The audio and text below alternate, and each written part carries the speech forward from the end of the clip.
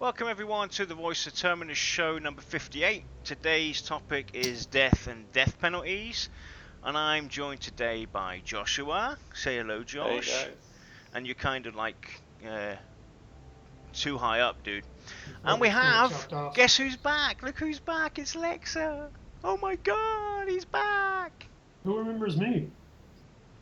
So we've got Lex back with us, and before we kick off the topic on death and death penalties, which is a touchy subject, definitely. Very touchy subject, but you know, it's got to be done.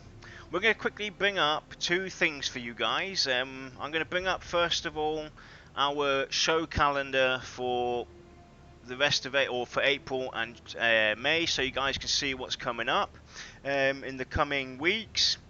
And obviously we have today's death and death penalty discussion. Next week we will be talking about itemization.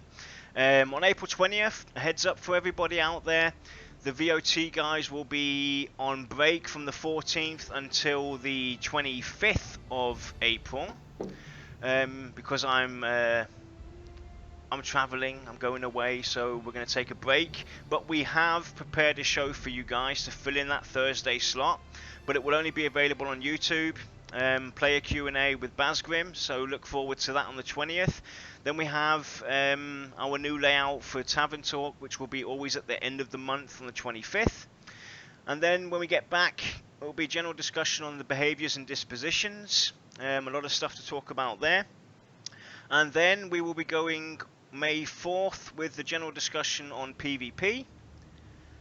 May 11th will be a discussion on real-life holidays and events, and if things like that would be generally supported throughout the Pantheon community in Pantheon, or if there's alternatives that we can endeavour upon. And then we have the final, hopefully, the final class discussion. We've already said that before. The Paladin. So we'll be talking about the Crusader / Paladin that he is now, looking at it from a Paladin's perspective only. And then on May 25th we will have our first raid discussion, and to top off the June month, our final show will be on May 30th, episode 25 of the Voice of Terminus show, with all the latest news, etc, etc, etc. So that's the show calendar. It will be tweeted, it will be on our Discord, or is on our Discord server for you guys to save, etc, keep an eye on. And then I'm going to bring up the latest screenshots that VR tweeted out. They're on the screen right now for you guys to look at, and they basically tweeted, if you could log into the game right now, which one of these three images would you go and visit, or place would you go and visit, and why? And they have a shot of, basically, I think that's part of Haunier's cave, where the Black Dagger Keep is. I'm all for cave, so that would be my personal choice. And then we have one, I think that's, I'm not thinking, that's Thrown Fast, obviously, the outskirts maybe. But the next image is also very interesting, that will come up in a minute. It looks like it's also somewhere in maybe Avendir's Pass, behind some wooden barricades. It could be, it looks like a monastery or temple of some sorts, or something like that could be hidden behind there. That would also definitely a very interesting place, interesting design. So what about you guys, from those three images? If you looked at them, which would you guys visit if you had the choice to get in the game right now and visit them? Underground all the way. Yeah. Yeah, I must admit, for me, Underground is looking great at the moment. Yeah, with all the lighting effects and torches and such, I really don't think there's much of a contest. I'm sorry. Mm. Yeah. So that's the without the people as well, without any people and context or movement above the ground, looks kind of plain compared to the Underground. It kind of seems a little lifeless right now. Yeah, lifeless is the right But word. there's like I said, well, like Josh can point out, there's no NPCs, there's no mobs, nothing. So yeah, it's just straight scenery. Yeah. That's why I hope that the additional artists that they're looking for, currently trying to employ, get on board, etc. when they come in, I hope that we'll start seeing some livelihood towards the world, lighting effects and this, that and the other come into life, that give it a bit more livelihood. Like you said already, the caves themselves, at the stage that they're currently at with the lighting effects alone, just looks phenomenal. And when they start adding,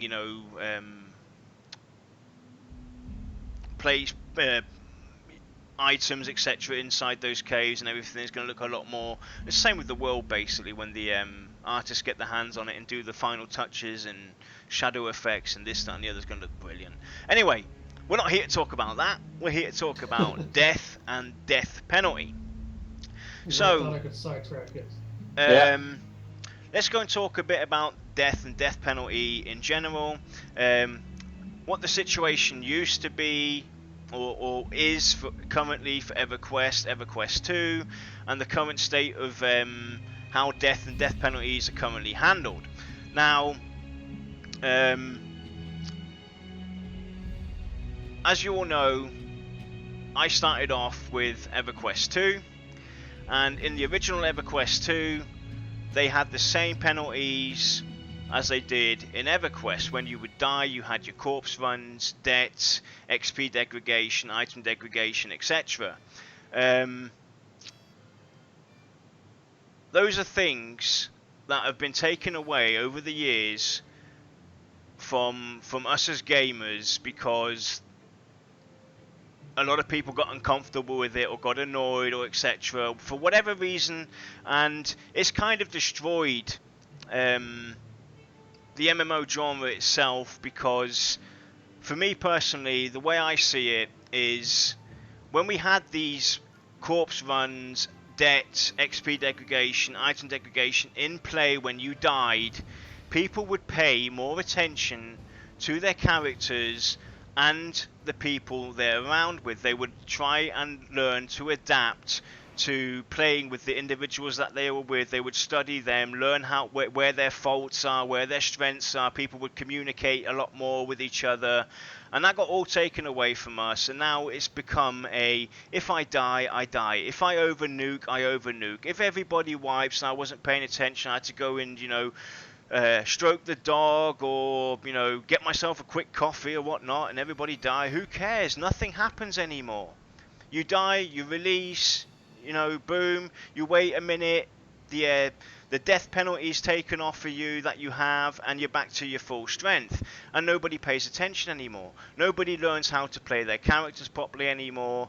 They don't really care in what group they are. They don't pay attention to what they have in the group. They're just there for themselves.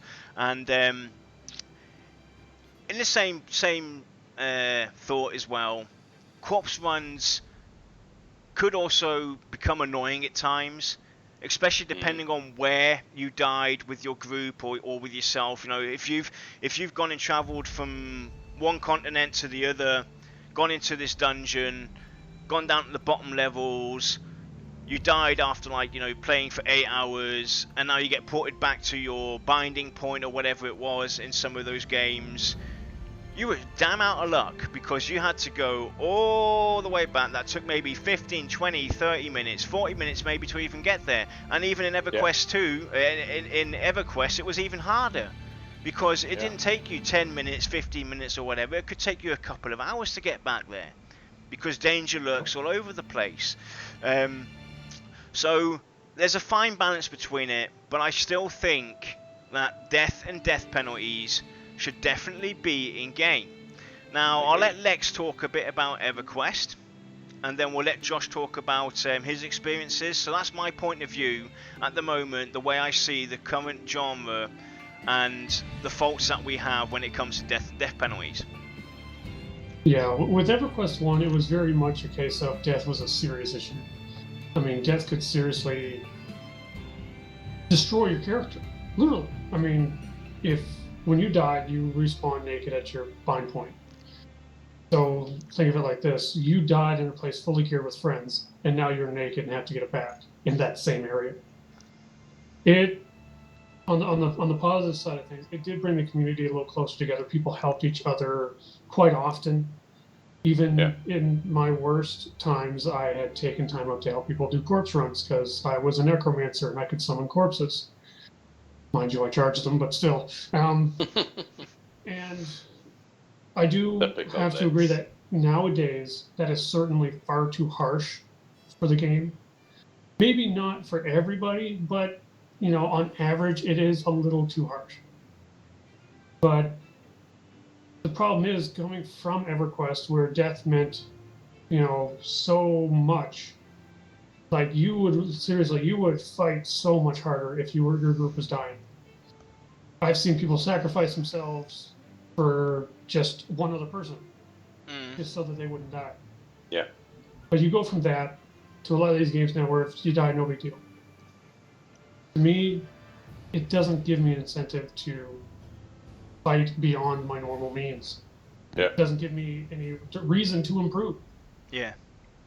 So my base thought on the whole death penalty thing, and then I'll turn it over to Josh, is that we need to find a happy medium here. It can't be too easy, but you can't go about through this game without any threat of loss in however they want to justify it.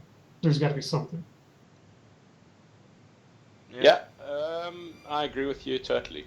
I think that just some of the experiences I had is some of the most exhilarating experiences, especially in a raid situation, is where we would lose maybe one or two groups, and because we didn't want to die and just have to resurrect and whatever and start the whole fight over again, we fought out of the situation and managed to get everybody up within the raid situation and fight on, and that was exhilarating. It was exciting for something like that. If there's no death penalty and nothing in the situation, it's just boredom. It's boredom for me. If I ever look at like a game like Diablo 3, I don't play anything other than hardcore on that game. I know that if I die in that game, my character's dead, because it's just totally boring playing it any other way. So there needs to be something in effect that definitely helps make things interesting and exciting. EverQuest 2 is just boring. You get with your res bots and being able to just pay a little bit of plat, which is worthless in the game. You can easily get your armor repaired, and that's the worst you can get. So let's go and talk about some of the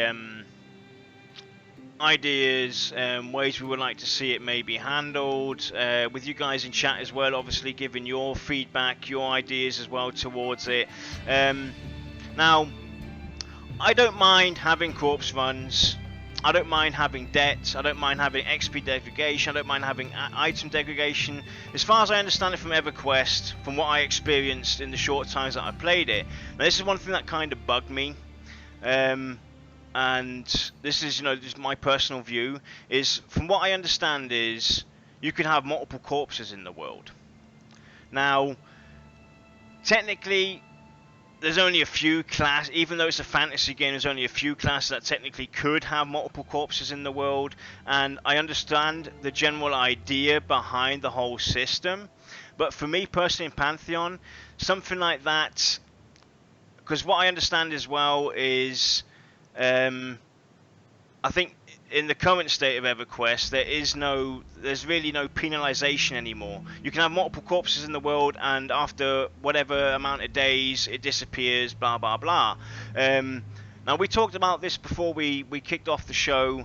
The way I would like to see something like that done, because I can understand why they do that. It's an artificial way of creating suspense within a certain zone by having all these corpses lying about. Now, we talked about a system towards corpse runs, corpses, how this could basically be changed up and used throughout the game. Because the way I see it, if a corpse is there, you should be penalized if you do not pick it up. And the way I would personally like to see it happen is, for every corpse that I have in the world that I don't pick up, I have a 10% loss on all my abilities. So I am effectively now at 90% because I've died once. I've left that corpse in the world. Now, you can have up to 10 corpses basically, and after that you're out of luck. You're at 0%. You are now basically completely non-efficient. You are not effective because people should be penalized, and you should pick up your rubbish you're leaving about. Definitely agree with what Dark said as well. Basically, res sickness, your gear stays with you, with your body is also a must. Agree with that. Now we thought of things to do when it comes to corpse runs, things that you could do, and technically one thing is what we thought about is, let's say for instance you offer multiple ways to go about it. Necromancers for instance, graveyards. You have a graveyard or graveyards throughout the game where there's a necromancer. It could be an NPC or whatever, a necromancer. Now for every corpse that's in the world from you, up to 10 corpses, you can go to the necromancer and you can ask him to summon these corpses.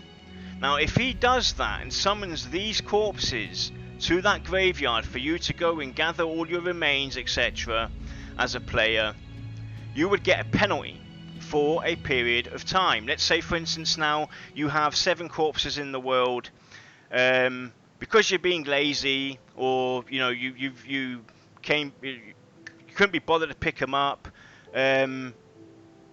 You've now gone and summoned these corpses. You've now basically lost 70% of your ability. You are now going to have a penalty for such amount of time and only be effective to 30% of what you normally should be. That's one way of going about it, adding something like that into the game. Can we just have a look at the logics behind that quickly? Yeah. It'd be quite funny if the necromancer actually raises from bones around him, and can you end up with a Knoll's arm or something like that for a short period. Yeah, but basically that would be a fun little just little Easter egg kind of thing to do, where all of a sudden you have different head on your body or something just for a short time. This is just to, basically to throw up. Let's say 90% max, yeah, definitely. But basically, just to give you guys a general idea, you have the option. If you're a lazy player, you go to the graveyard, you speak to the necro, you live with that deficit for a period of time, and you go on about it. Because another way to do it as well is offer us as players maybe the possibility to gather corpse remains left throughout the world from players. So let's say for instance now Lexa dies, he's been playing the game for 5 hours, and Josh has died, he's been playing the game for such amount of time, and now there's a certain period of time where this corpse that is there can't be looted, and after that time lock's been gone, I can go to that corpse, loot it, I get a bone fragment for instance. I get a part of his remains because I've collected it to help clean up the world. It's all about being green and everything. So I picked up this corpse piece. Now I can go to the graveyard NPC, to the necromancer. I can talk to this dude. I might need a certain rare item, a rare crafting item. I might need a rare item generally throughout the world, and I need a certain amount of bone fragments that I've collected as a player. Now he could offer me as a player maybe some cool items that give me maybe a life expansion of 10% for instance, or he gives me a death prevention one-time use ability, or he gives me a raid sickness clean slate item that basically or a death sickness, res sickness. So I've died basically, I've got res sickness on me, hey I don't want it, I've got this item I can use, it's a one-time use and it's done.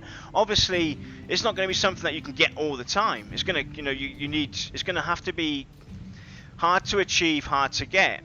That's ways of going about it. Josh, do you want to bring in your idea about the soul item as well? You had another idea to add towards something like that with an item that would basically, I think you said port you to the corpse or something like that? So basically, if you're adventuring, you have a chance to actually find an item maybe that allows you to port your body back to the graveyard. And so it's like having a portable necromancer with you, so to speak. And maybe you can only use this item once a day or even once a week, but it's a very rare item, and it allows you to just save time on having to try and run for your corpse. Yeah, because like we already said, like Lex pointed out at the very beginning, it's in this day and age, and what we've all been accustomed to for many, many years now, it's going to be very hard to bring back that really hardcore way of, you know, looking at the death and death penalty. Yes, people need to be penalised, people need to pay attention, they need to have, you know, penalties, but you can't be too harsh at the same time.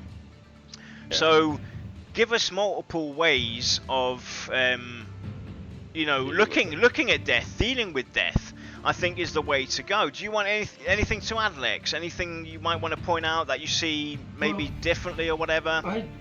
I'd say go with a happy medium here, and I say this because, again, I'm trying to find a nice average for everybody here. Like, say you have the Necro NPC at the graveyard. You can get him to summon your corpses, boom. From that point, maybe you would get a res sickness because he's brought them to you or something, or call it, you know, death's debt, where it just works just like res sickness, okay? I would say, in terms of how weak you get with your corpses being out there, I like that idea. It makes me want to actually seek out my corpses instead of just leaving them there.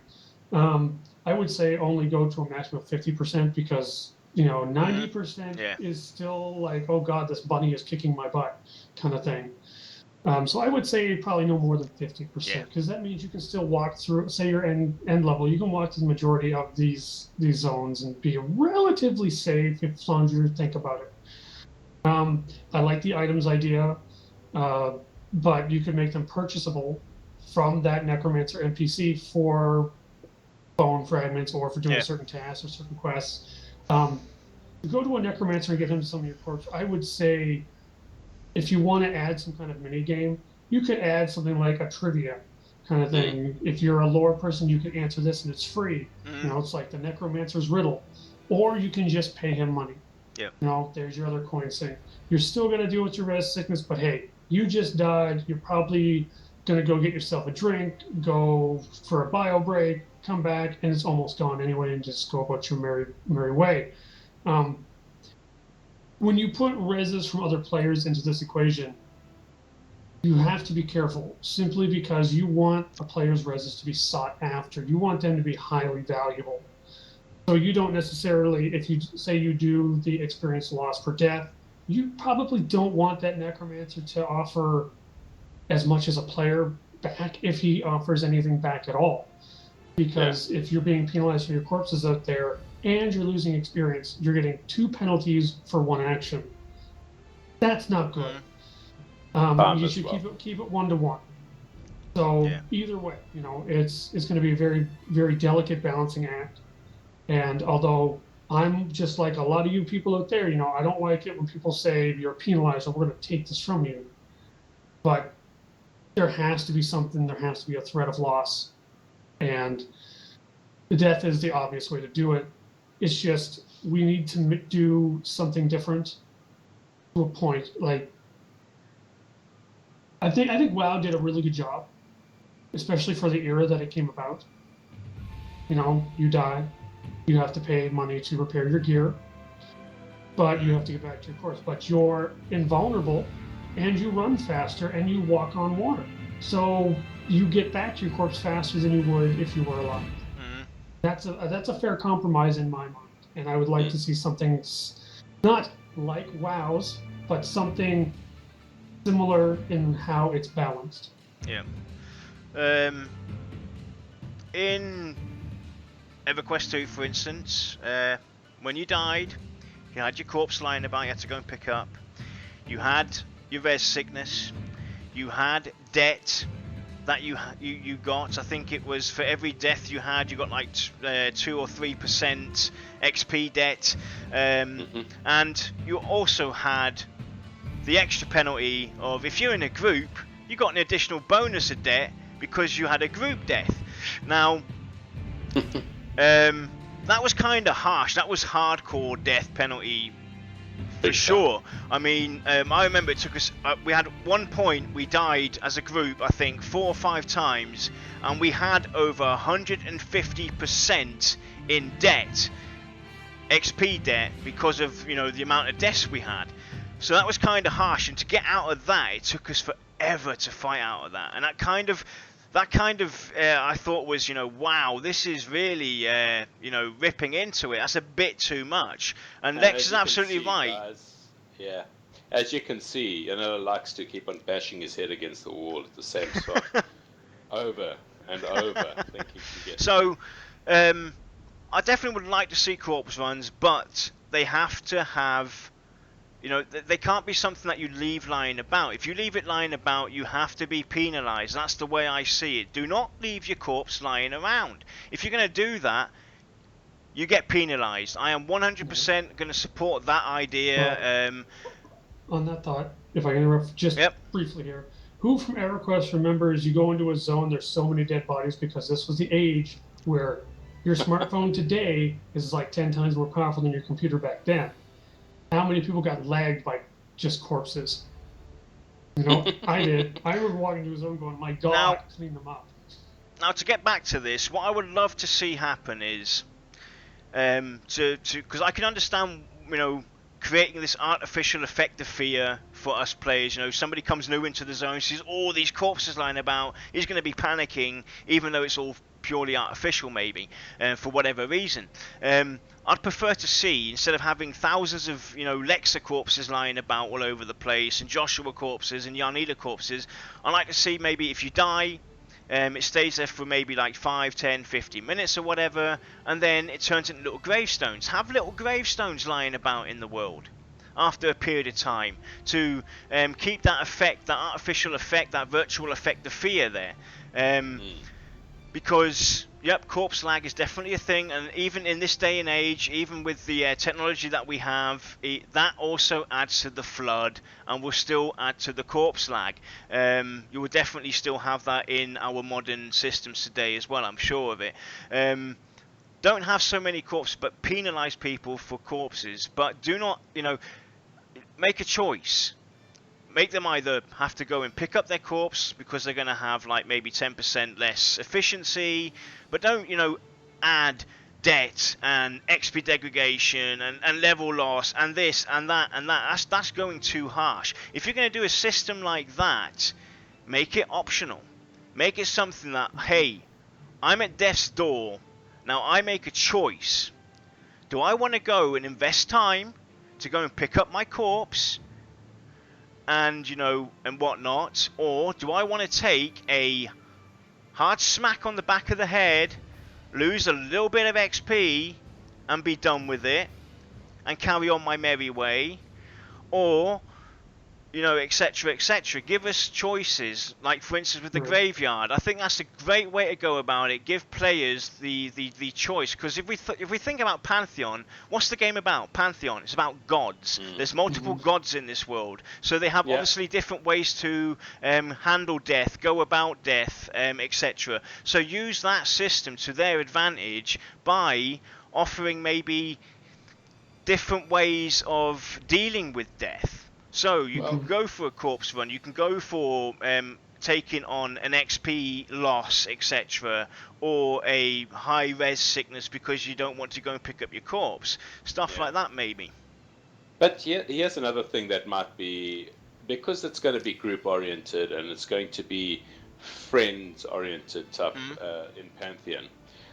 It would be great that another group or other people can actually drag your corpse to a safe zone area, and by doing that, the person that's dragged it over there maybe gets like a little XP bonus or something like that to say, good job for helping out your fellow adventurer, basically.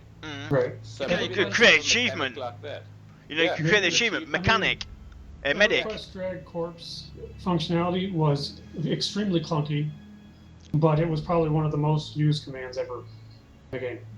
next to like Rand. Well, I'm sure we're going to have some class or certain classes have the ability to summon corpses or drag corpses, etc.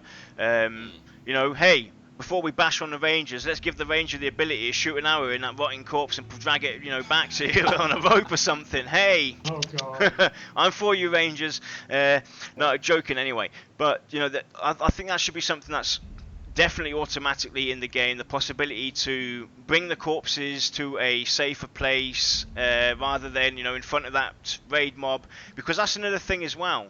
What we talked about is you might go off adventuring by yourself because your friends ain't on.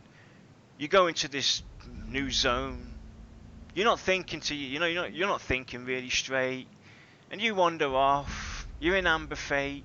Instead of going up like you were told to, you go downstairs, and all of a sudden, this big, massive, epic raid mob swacks you, you're dead, and I've just lost your cameras for whatever reason.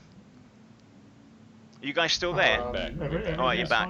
Okay, yeah. So you guys are back. So you got beat up, and now your corpse is basically in a place where you're never going to get to it unless you have a raid. And that's something that should be able to be dealt with. So having something like a summoner maybe summon your corpse inside that zone, bring it back to the starting area of the zone, is something that should be definitely a possibility, and stuff like that. So before we carry on, I want to quickly bring up the next things, what Lex brought up already, mini games. And before I do that, I want to finish off with two things. I like to see a difference though as well between singular death, me as a player by myself dying, and grouped death. Now Lex brought up something that was really interesting from Guild Wars 2, fight for your life situation. I think that would be absolutely phenomenal to see for us as a group or groups to have the ability that when we all drop dead in that moment, we have a fight for your life situation where we have maybe 30 seconds, we're back to 100%, everything's back to normal, but we got 30 seconds to finish off this encounter. For instance, there could be maybe only one NPC left, there could be a whole group of them left. Now it's a fight for your life situation. I think that is another great thing to add as a mini game and add as an addition to this whole death and death penalty thing, to have a fight for your life situation where your screen maybe on the corners, around the corners, is flashing red, like you got blood pumping everywhere. I think that would be brilliant to have, and I'd love to see a lot of mini games. Yeah. Yeah, another thing that they could have as well is that if one of your group players goes down and is falling unconscious, that you have maybe a button or a hotbar item that suddenly becomes clickable, and that allows you to either do as the tank, you might be able to do a shout which fears the mobs around you, so they run away for 5 or 6 seconds, allows you to get that character up maybe, or the thief, to throw poison daggers at everybody, doing extra damage. Something along those lines. That could be a mechanic like that. I just came to realize, I was thinking back to my old EverQuest, when I first logged in, and there's something that kind of fell between the cracks in EverQuest 1. When you first make a character, you've got 15 hit points. You're fighting stuff that hits for 1. When you hit 0 hit points, you're just unconscious on the ground. You're not dead until you hit -10 hit points.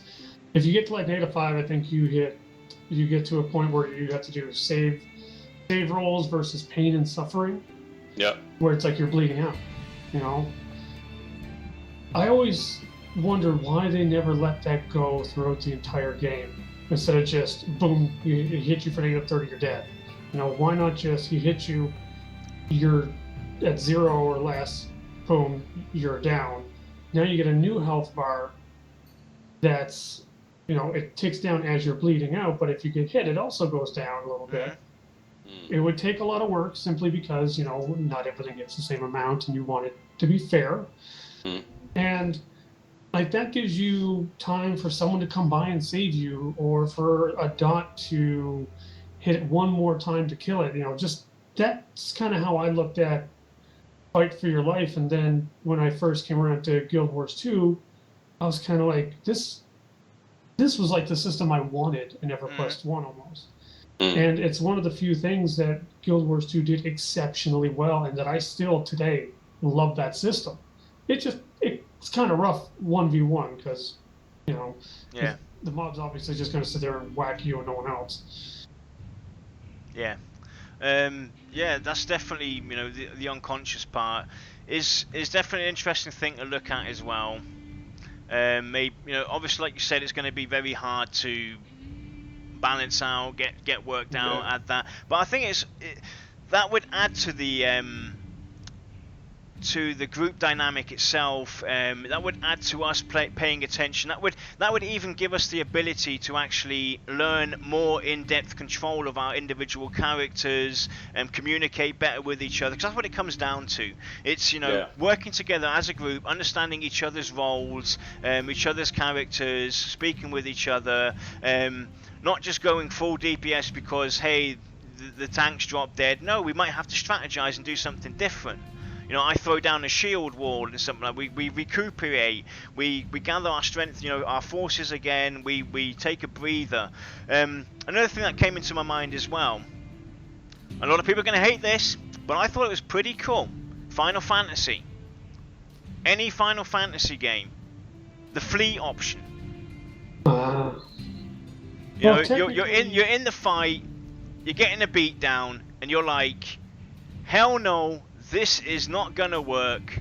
Let's try and scramble. So you go and hit flee. Technically, the EverQuest franchise has had something like that, which was evac from certain classes. Yeah.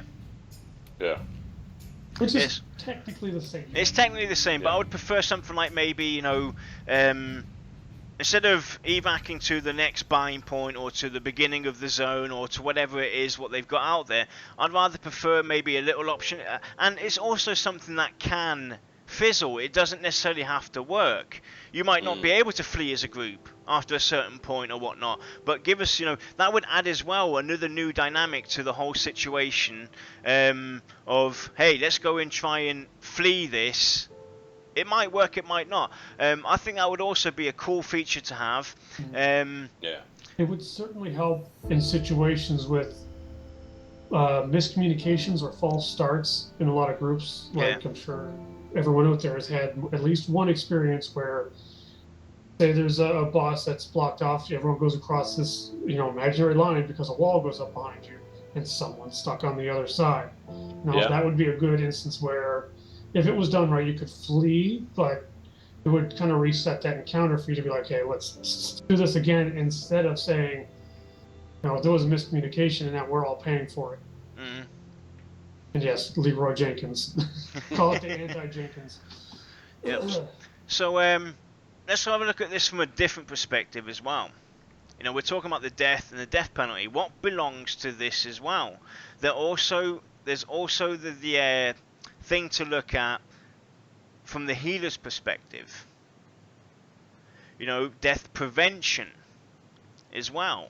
So we know there's passive resurrecting and there's in-combat resurrecting. A lot of people are on the fence. There's a lot of different opinions towards when it comes to in-combat resurrecting. The way I see it from a healer's perspective, this is my personal point of view, so don't take this seriously, but the way I see it, it shouldn't matter what healer I am. I made a choice to play a certain healer. Now I should not be penalized or be punished or said, hey, you can't res in combat. Every healer should have the ability to res in combat. There should be different variations on what happens when I res you in combat. And for me, the way EverQuest 2 designed the healing was for me the most perfect way to go about it, because each healer had its pros and its cons in every aspect of its game, be it the healing, be it the rezzing, be it the buffing, the debuffing, etc. Every class had its pros and cons and its different way of playing about it. There were still obviously the differences. Certain classes were better than the others in certain areas, but I should not be penalised as a healer in certain aspects, and I think that's where resin comes into play. Why shouldn't a shaman be able to res you in combat? He's talking to the spirit world, for Christ's sake. He should be able to maybe use that to res you. The cleric, the arcane, the synergy of it all. Use where they're from as the disadvantages. So let's look at the three classes that we have. We have the nature healer, which is the druid. So if you get rezzed by a druid, you're going to now have a physical disadvantage. Everything that's physical to you, your strength, your health, your dexterity, your agility, etc., is all going to be lowered now. You're going to have a res sickness with these abilities affecting you for being rezzed by the druid. The shaman, poisons and disease, because he messes around with that and smokes the pipe and everything. So you're going to basically have the disadvantages in those. Your resists for disease, etc., might be lower. Your intelligence might be lower, and the same goes for the cleric. There's ways of doing that. I think at the end of the day, every healer should be able to be the medic as well, the field medic. They should have, because I understand the idea of where this came from back in 1999, having that one healer class being able to resurrect for the social aspect of the game. But in this day and age, every healer should be able to heal. Every healer should be able to res. Why should there be penalizations in that aspect of the game? I'm here to heal and do my job. I'm a medic. Right. It's one of those, because I come from a primarily tanking background.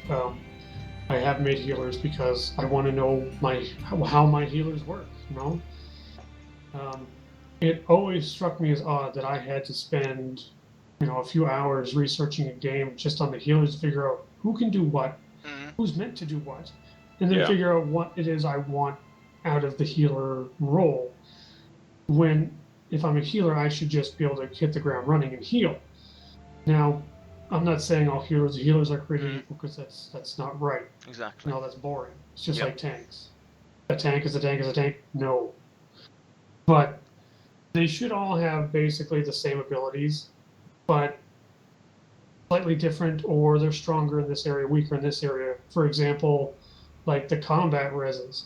Well, maybe because the shaman has so many buffs, where he lacks is that combat res. But we're not saying don't give it to him. We're just saying make it more expensive. Make it maybe so that you only get like 5 hit points or whatever. But because he's a stat-focused healer, maybe he doesn't get any penalties to the stats when you combat res somebody. He's just extremely vulnerable.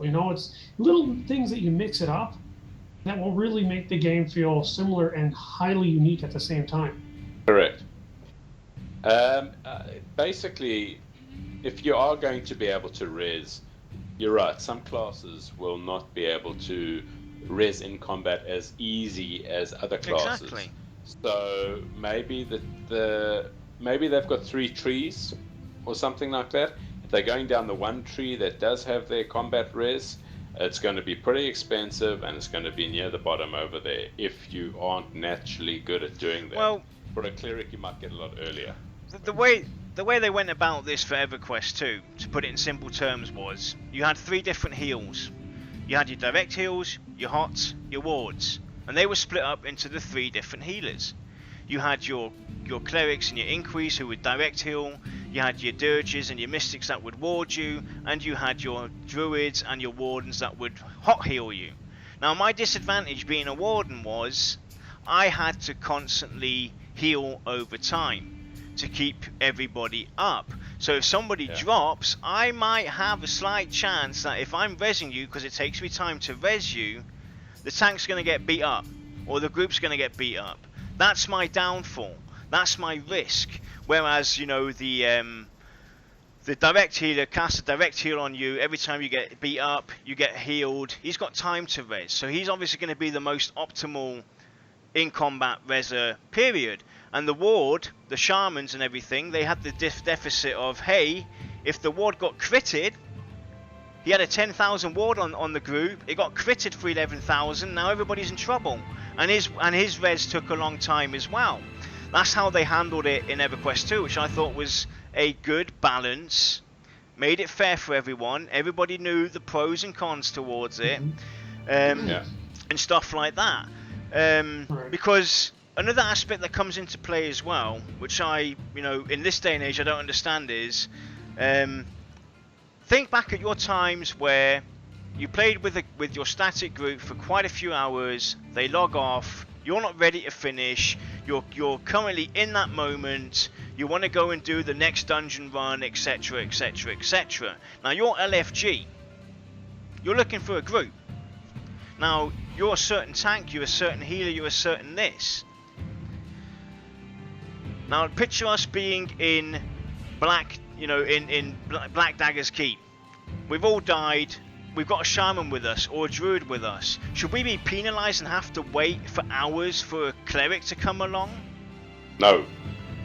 No, we shouldn't. No. Now there's also a very interesting question in chat here, because I'm curious what you guys think.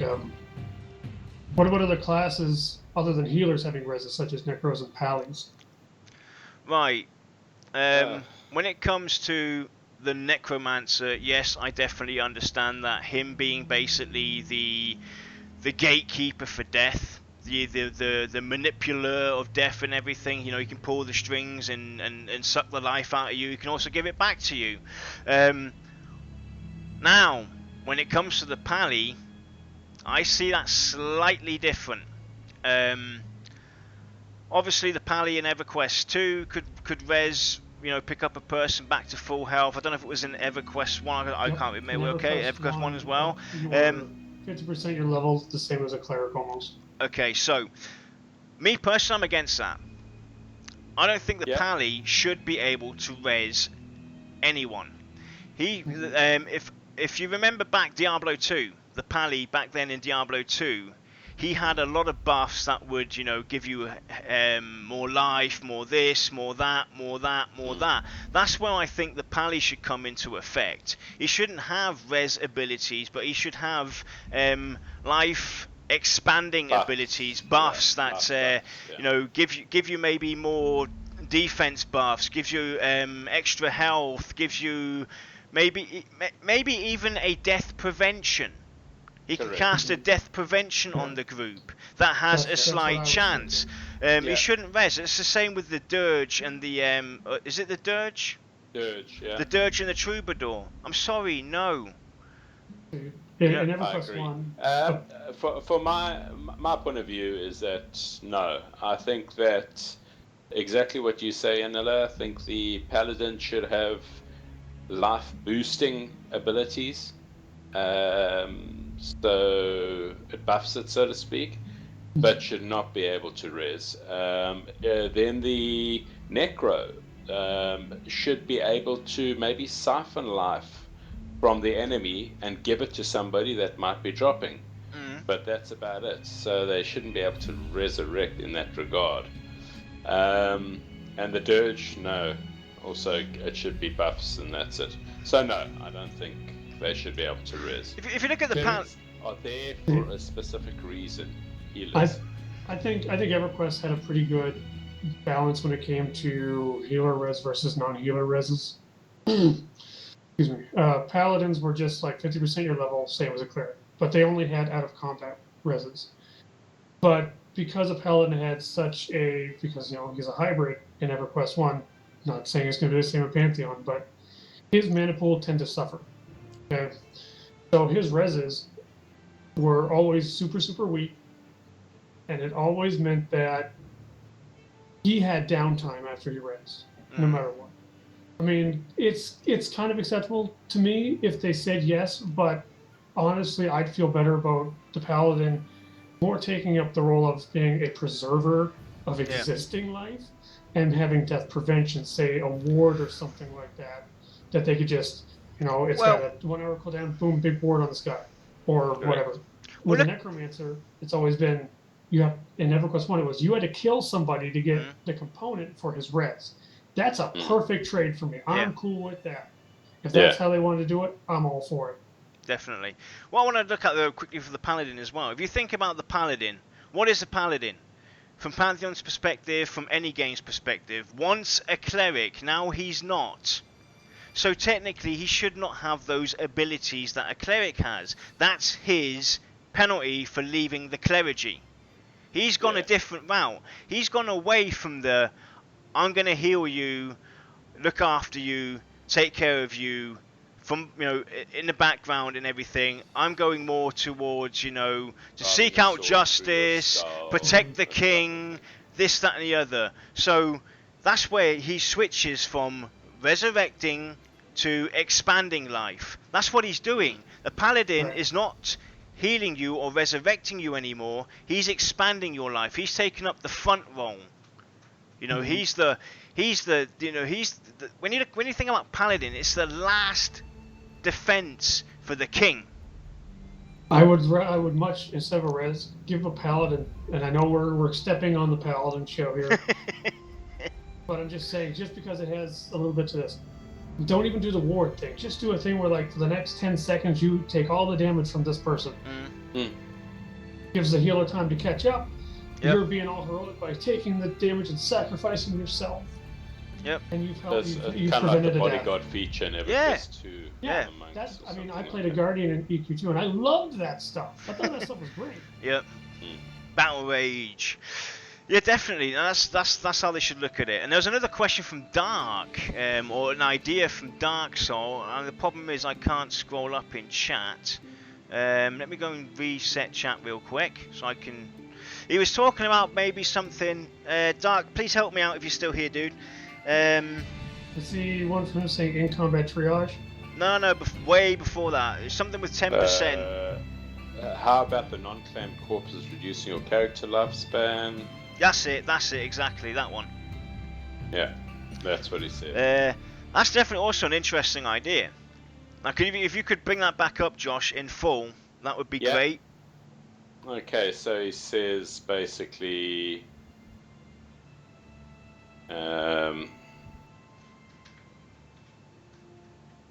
how about the non-claimed corpses reducing your character's lifespan? Exactly, that's what I was talking about. That's exactly what I'm talking about. That's what the whole idea is. For every corpse that you have in the game, instead of your lifespan, as you put it, it's your abilities in general. Everything that you have, your mana, your HP, your resist abilities, your normal abilities, your strength, stamina, wisdom, intelligence, etc., get knocked down a certain percentage.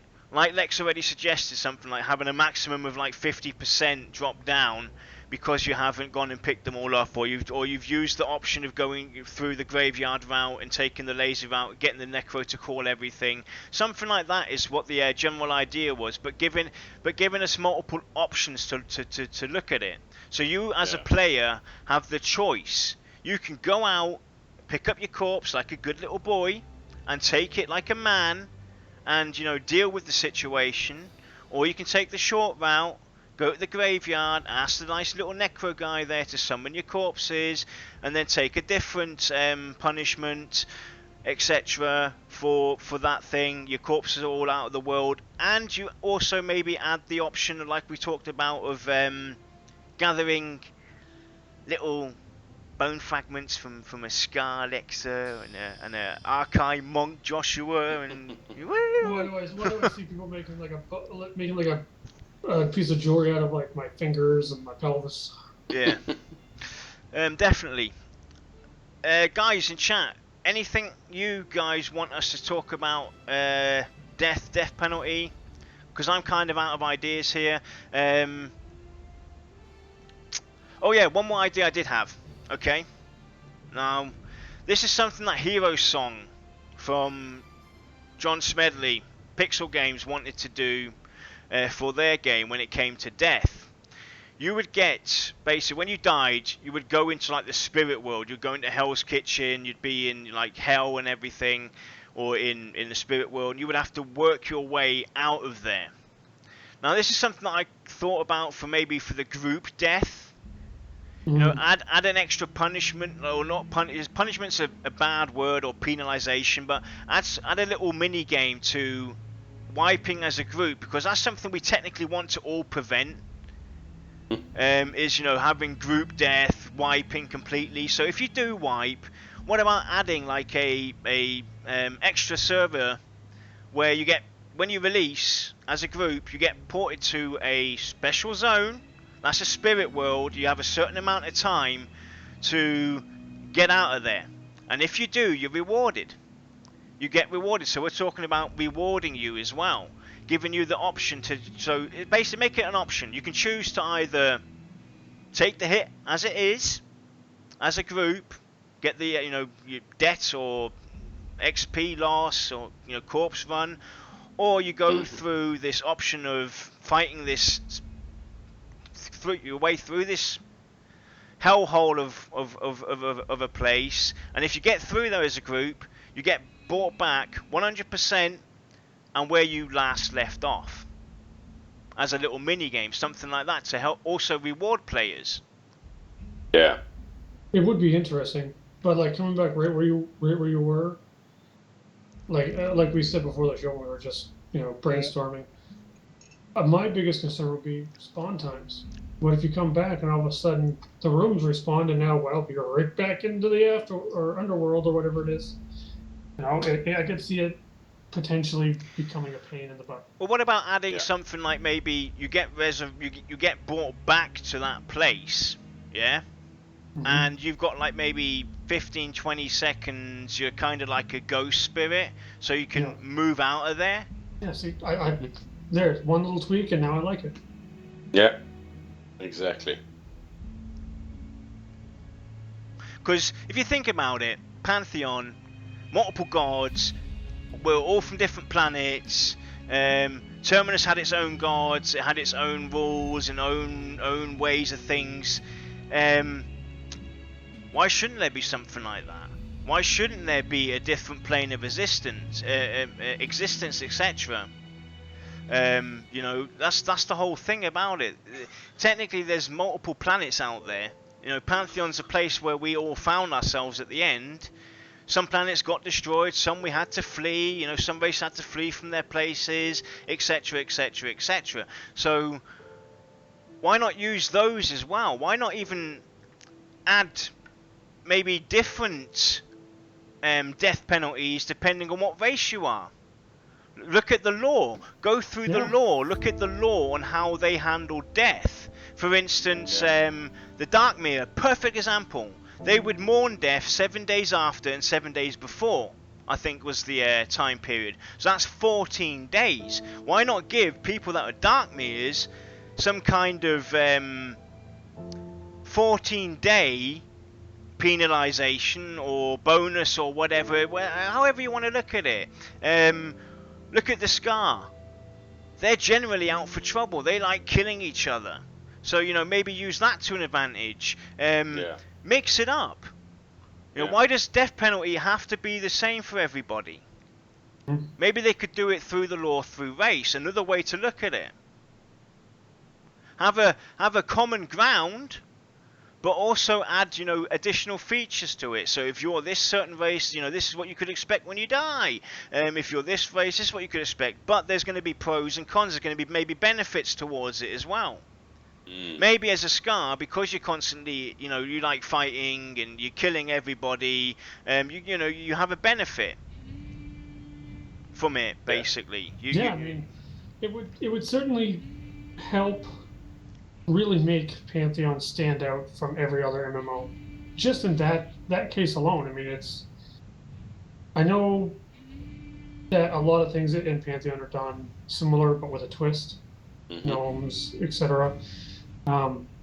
But they're not a twist enough, or they're not radical enough to really make people turn their heads and be like, hey, I need to check this game out.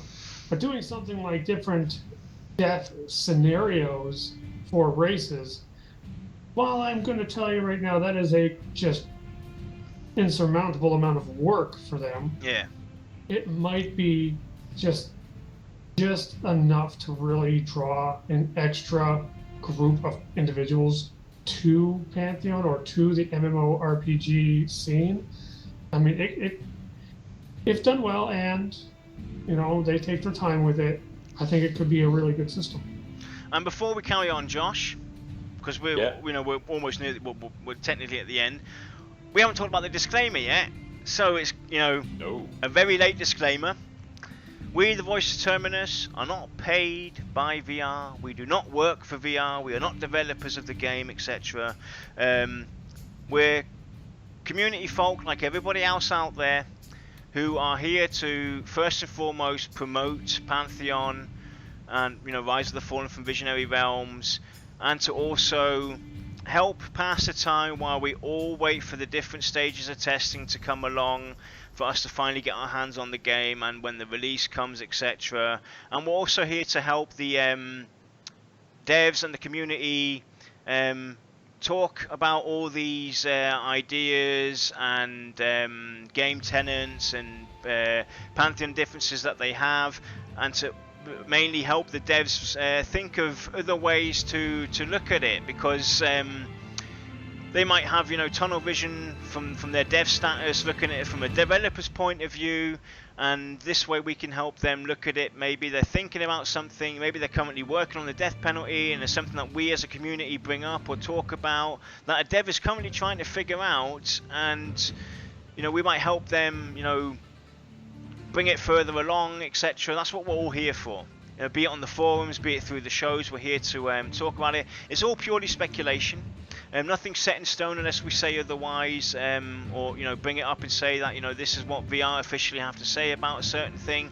So it's purely speculation to help jog your memories as well, to maybe bring up some cool ideas in the forums or even on our show, etc. So that's the disclaimer for today. Yeah. Awesome. So, anything else? You guys have any final ideas? I think we pretty much touched on everything that's come to my mind. Yeah. You know how my mind works. We'll turn off the cameras and stuff, and 20 minutes later, like, oh my god, what about this? Yep. And like I said, these mechanic shows, that they're certainly going to be revisited once we know. Basically, all our shows are going to be revisited once we know officially a lot more of what's going on. There's certainly a lot more we could talk about. We could come up with more crazy ideas, maybe with the community, with you guys there together, and that would bring up another reason to do another show on death and death penalty. So it's definitely going to come up again. Yeah. I'm going to bring up the calendar again, so you guys see what's going on next week. And next week we were talking about itemization, etc. So that's the next topic on that. And a quick reminder as well, the 20th of April show, the week after next, is a pre-recorded show we did. It's player Q&A with Basgrim. Great interview. Great guy. Give it a watch on YouTube. It will only be available on YouTube. We will not be streaming on the 20th of April because I'm giving these guys a well-deserved break, even though Lex has been on break for 3 weeks. Yeah. Hey, I won't complain about some more time off. Yeah. And this calendar will be uploaded to Twitter for you guys to save or whatever, and it's on our Discord server as well. If you ever want to jump in, talk with us, just hang out, play games with us or whatever, Discord links in our Twitch channel. Just click on it, and maybe Zathras can put a link in chat as well for you guys to join Discord if you ever want to get in touch with us. And as always, thanks for joining us, and we will see you next week for the itemization discussion.